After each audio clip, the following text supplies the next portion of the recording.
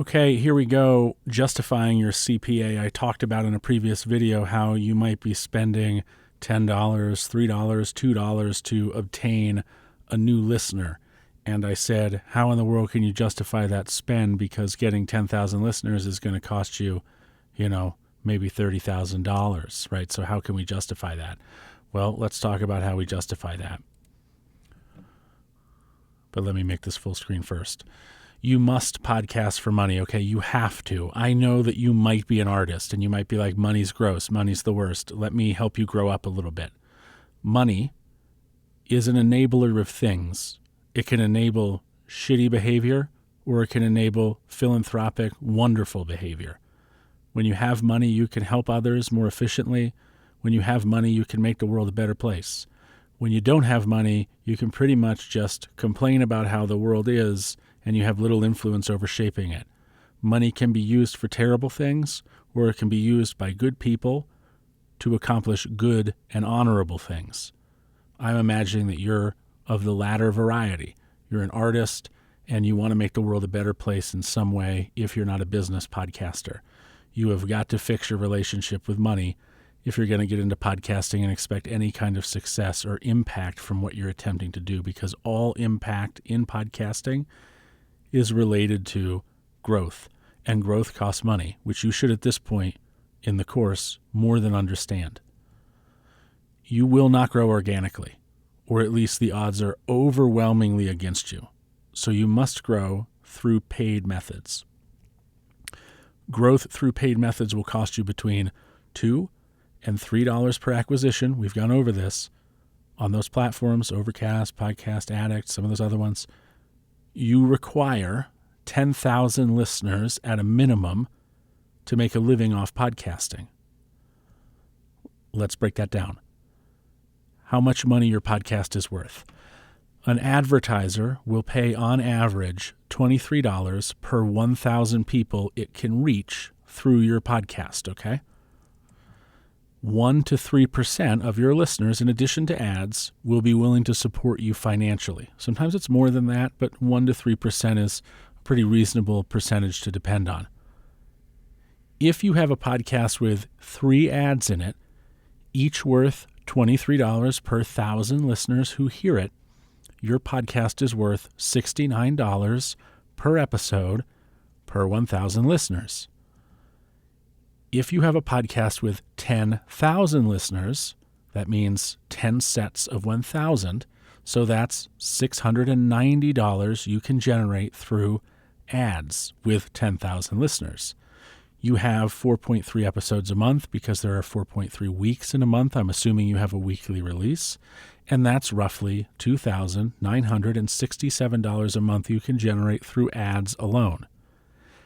If 3% of your listeners, in addition to ads, are willing to support you by giving you, for example, $5 a month to access an ad-free version of the podcast, because ads are a great agitator for getting people to do this, that's 10,000 times 0.03, 3%, times 5 equals an additional $1,500. That's $4,467 a month gross. After taxes, it'll probably be somewhere around $3,300 a month, and that's only $39,600 a year net take-home.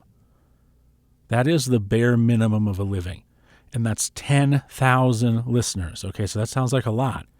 Seems like that would be worth more money. No.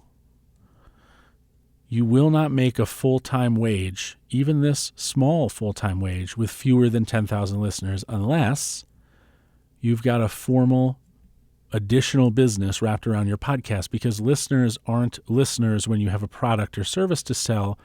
They're a lead. If you have a 1% conversion of leads and you've got a $5,000 product or service to sell, one of every 100 listeners is worth $5,000. So 100 new listeners a month is a better living in the end than 10,000 listeners in total.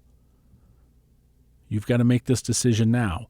You're either using your podcast to sell something else, or you're using your podcast as a product.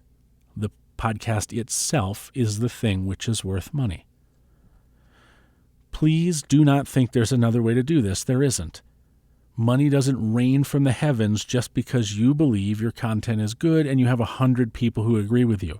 Making money with art is incredibly difficult because people don't value it as much as they value products and services. That's the way the world is.